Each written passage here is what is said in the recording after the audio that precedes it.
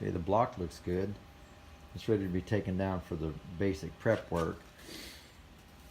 But the crank had some excess of end play in it. And sure enough, check out the main bearing. The thrust load side was wore out.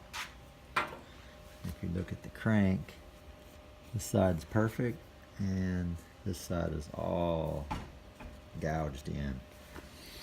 But I called these guys up and they said $75 to weld it, machine it, and then after welding on the crank, then you got to get it turned 10-10 to make sure that it's straight because it'll warp.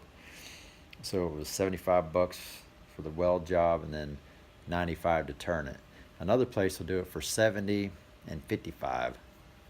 So we're just going to take the whole thing down and get it all done. I do have another crank. I'm going to run down real quick and look in a block that's been sitting outside. I'm going to pull it apart real fast and then see if that crank's still good. I mean, otherwise, it's crazy, dude, how this, it looks like the factory bearings were in there in the rods. Somebody had changed out the mains. They had to have, because I don't think these are factory. So someone must have had some of those problems and then they changed it out and they went back to doing it again.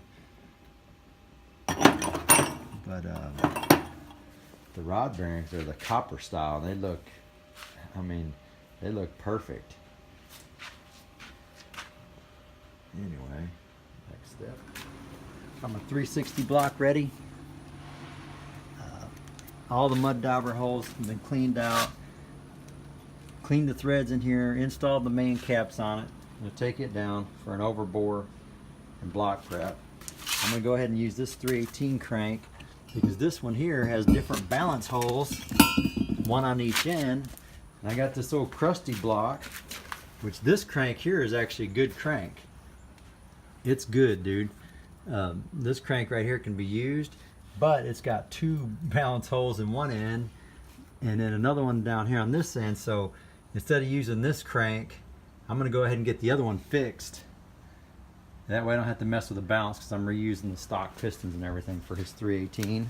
So we'll have that one welded up and turned, and then I'll have a good backup crank for something else later on.